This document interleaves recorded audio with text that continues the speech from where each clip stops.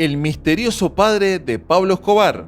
Nacido de una familia campesina, Pablo Emilio Escobar Gaviria desde pequeño demostraría habilidad para los negocios. Inició su vida delictiva a finales de la década de 1960 en el contrabando y a finales de la década de 1970 se involucró en la producción y comercialización de marihuana y cocaína al exterior. Se podría expresar de la siguiente manera: desde su niñez, Escobar demostró su habilidad para los negocios, siendo que provenía de una familia campesina. Comenzó su carrera criminal a finales de los años 60 en el contrabando y en la década de los 70 se adentró en la producción y venta de marihuana y cocaína fuera del país. Pero, ¿quién era su padre?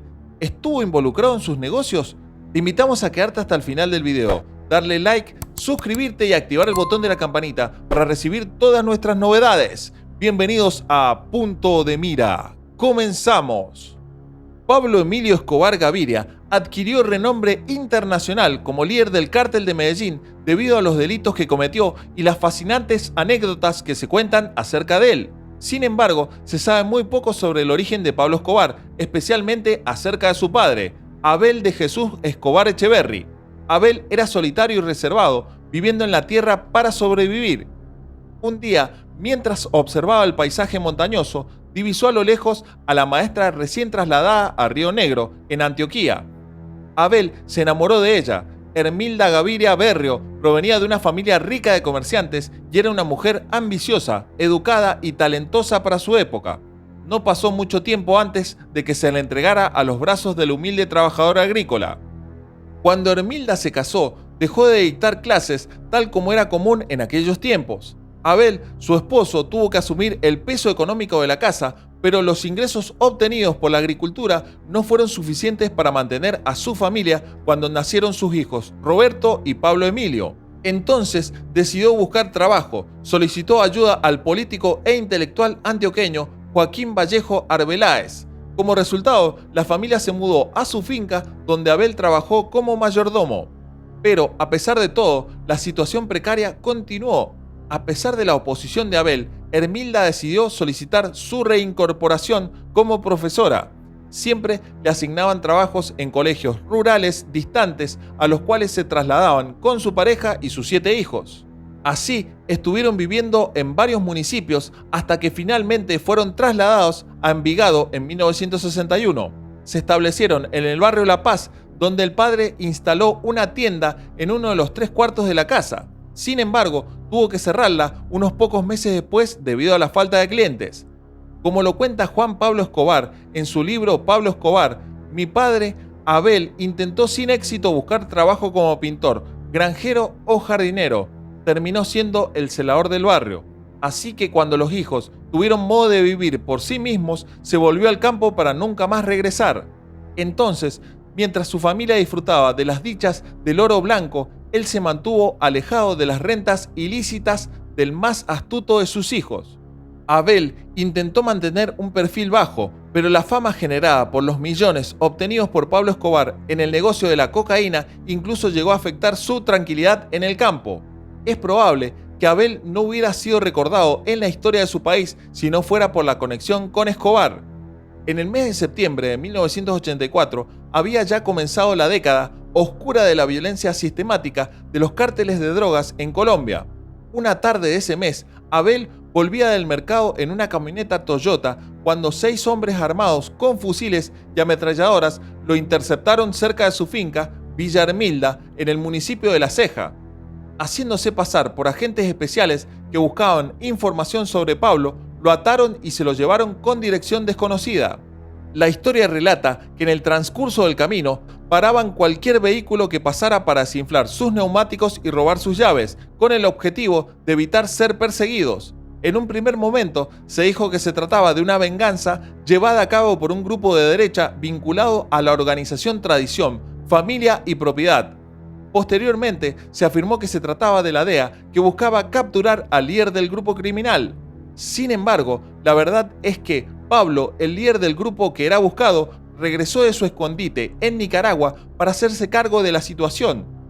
El hecho de que el líder de la organización criminal regresara de su escondite en Nicaragua para hacerse cargo de esa situación demuestra la importancia que siempre tuvo para él la familia y en este caso su padre. Los captores finalmente contactaron a Roberto Escobar, hermano de Abel, para exigir una suma de $50 millones a cambio de la vida de Abel. Los captores finalmente contactaron a Roberto Escobar, hermano de Pablo, para exigir una suma de $50 millones a cambio de la vida de Abel. Se descubrió que se trataba de una banda delictiva que buscaba aprovecharse de un vecino rico cuyos hijos visitaban en vehículos de lujo. Los traficantes de drogas no tenían la intención de pagar ningún rescate, por lo que idearon un plan para rescatar a Abel. Este plan consistía en una estrategia cuidadosamente planificada para recuperar a Abel sin pagar el rescate exigido por los secuestradores. La primera acción que tomaron fue hacer la publicación de 2 anuncios clasificados en los principales periódicos de Medellín, como El Colombiano y El Mundo, ofreciendo una recompensa millonaria a cambio de información. No obstante, su verdadera intención era hacer que la banda delictiva supiera que las autoridades estaban en su búsqueda. Posteriormente se instalaron cámaras de seguridad en cada droguería de la ciudad, debido a que sabían que en algún momento los delincuentes intentarían adquirir las medicinas para el corazón que requería Abel para sobrevivir. Esta medida de seguridad fue crucial para poder capturar a los responsables del secuestro y evitar que se siguieran cometiendo actos delictivos en la zona. Y de este modo, los dueños del establecimiento cumplieron con su encargo de alertar a Pablo tan pronto como los individuos en cuestión adquirieron el fármaco por una suma de $1.649, las cuales les había sido ofrecida a cambio de dicha información. Gracias a este valioso dato, se logró identificar a 2 personas involucradas en el secuestro. Mientras tanto, Roberto, el afectado por el secuestro, intentaba ganar tiempo negociando la cantidad de dinero a pagar por su rescate.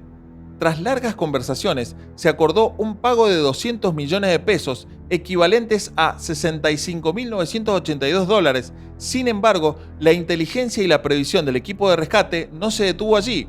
Al momento de entregar la suma acordada, el bolso que contenía el dinero había sido equipado con un dispositivo de rastreo, lo cual permitiría localizar la ubicación de los secuestradores una vez que estos se alejaran del sitio de intercambio. Si te está gustando el video, te invitamos a darle like, suscribirte y activar el botón de la campanita para recibir todas nuestras novedades. ¡Continuamos! Después de 18 días de secuestro, alrededor de 50 hombres de Pablo llegaron al lugar donde Abel estaba siendo custodiado por 3 delincuentes de la banda local Los Trucos y lo mataron para recuperar a Abel sano y salvo. Sin embargo, lo más sorprendente de esta historia es que durante su búsqueda, el grupo de sicarios encontró la finca La Felisa en el corregimiento en El Rubí, en Yolombó, y rescataron a Wilson Patiño Toro, un niño de 16 años que había sido retenido forzosamente días antes. La noticia incluso llegó a tener una gran difusión entre los medios de comunicación, quienes retrataban a Escobar como un héroe. En resumen, la operación llevada a cabo por los hombres de Pablo Escobar fue exitosa en la recuperación de Abel y el rescate de Wilson, a pesar de la violencia involucrada en la misma. Sin embargo, es importante señalar que Escobar y sus hombres no eran héroes por sus acciones violentas y criminales, y que la violencia solo lleva a más violencia y sufrimiento. Después de aquel secuestro, el cual se confirmó recientemente por otra hija de la víctima, Luz María, no se tuvo casi ninguna información adicional sobre Abel. Incluso no se le ha visto en el funeral del narcotraficante, quien falleció a los 44 años en un enfrentamiento con la policía, siendo acorralado en el tejado de una casa donde se escondía en Medellín el 2 de diciembre de 1993. Hermilda defendió enérgicamente a su hijo en contra de las acusaciones de ser un criminal responsable de más de 5.000 asesinatos. Ella siempre estuvo convencida de su inocencia debido a las numerosas obras sociales que había realizado. Por otro lado, Abel nunca se pronunció públicamente sobre las acusaciones. Después de su muerte a causa de una enfermedad pulmonar el 21 de octubre de 2001, a los 75 años, su nombre cayó en el olvido. Sin embargo, la noticia de su fallecimiento tomó un giro inesperado cuando se descubrió que le había dejado una herencia millonaria a sus hijos, nietos y esposa. Esto llamó la atención de la prensa y de la sociedad en general, lo que hizo que el nombre de Abel volviera a ser objeto de interés y especulación. La revista Semana tuvo acceso al testamento de Abel de Jesús Escobar Echeverry, en el cual legó a su familia una suma por millones de dólares de la época en bienes que fueron tasados por catastro. los cuales en ocasiones pueden tener un valor comercial hasta un 50% superior al valor registrado. Cabe destacar que estos bienes nunca fueron objeto de extinción de dominio, ya que las autoridades siempre mantuvieron que el agricultor no tenía ninguna relación con los negocios ilícitos de su hijo. Es importante mencionar que el hecho de que estos bienes hayan sido avalados por catastro y no por su valor comercial real puede deberse a diferentes factores, tales como la falta de actualización en las tasaciones o la existencia de discrepancias en los valores declarados. Asimismo, el hecho de que las autoridades hayan mantenido que Abel de Jesús Escobar Echeverry no tenía relación con las actividades ilegales de su hijo pueden indicar que existen limitaciones en la capacidad de las autoridades para investigar y determinar las responsabilidades en casos de delitos económicos y financieros. El testamento también reveló que Abel tenía grandes deudas por millones de dólares, aunque su fortuna era considerablemente mayor, lo cual es sorprendente para alguien dedicado a la agricultura. En su libro, Juan Pablo Escobar, hijo de Pablo Escobar, confirmó que su abuelo poseía varias fincas, terrenos en diferentes zonas de Antioquía, un apartamento penthouse en El Poblado, el barrio más exclusivo de Medellín y coches de lujo. Lamentamos profundamente su muerte, porque él siempre mantuvo una postura equilibrada alrededor de la convulsión que envolvió a la familia desde comienzos de la década de los 70, cuando mi padre optó por la ilegalidad, afirmó Juan Pablo en Pablo Escobar, mi padre. En el libro también argumenta que ni él ni su hermana recibieron la parte de esa herencia que les correspondía. El hecho terminó por separar definitivamente a los Escobar Gaviria, quienes hasta el sol de hoy no tienen contacto. Pese a ello, Abel seguirá siendo recordado como lo describió Juan Pablo Escobar. La discreción caracterizó al abuelo Abel, al igual que su radical decisión de no abandonar su condición de hombre de campo. Aún en las peores épocas, cuando corríamos de caleta en caleta, huyendo de las autoridades, él se las arreglaba para hacer llegar a cada mes un bulto de papá que cultivaba en esa finca. Esa fue siempre su silenciosa muestra de amor hacia nosotros. Luz María, otra hermana del líder del narcotráfico, declaró que Abel siempre tuvo la esperanza de que su hijo Pablo no hubiera sido asesinado. A pesar de que Abel falleció en el 2001, él continuaba creyendo que Pablo aparecería en cualquier momento, como había sucedido en otras ocasiones en las que se había rumoreado que lo habían capturado y luego llegaba a casa para tocar la puerta. En conclusión, tanto la muerte de Pablo Escobar como la de su padre, Abel, dejaron un legado controvertido y una serie de preguntas sin respuesta en torno a su participación en el mundo del narcotráfico y la procedencia de sus bienes. Si te gustó el video, te invitamos a darle like, suscribirte y activar el botón de la campanita para recibir todas nuestras novedades. Les deseamos lo mejor y hasta un próximo video.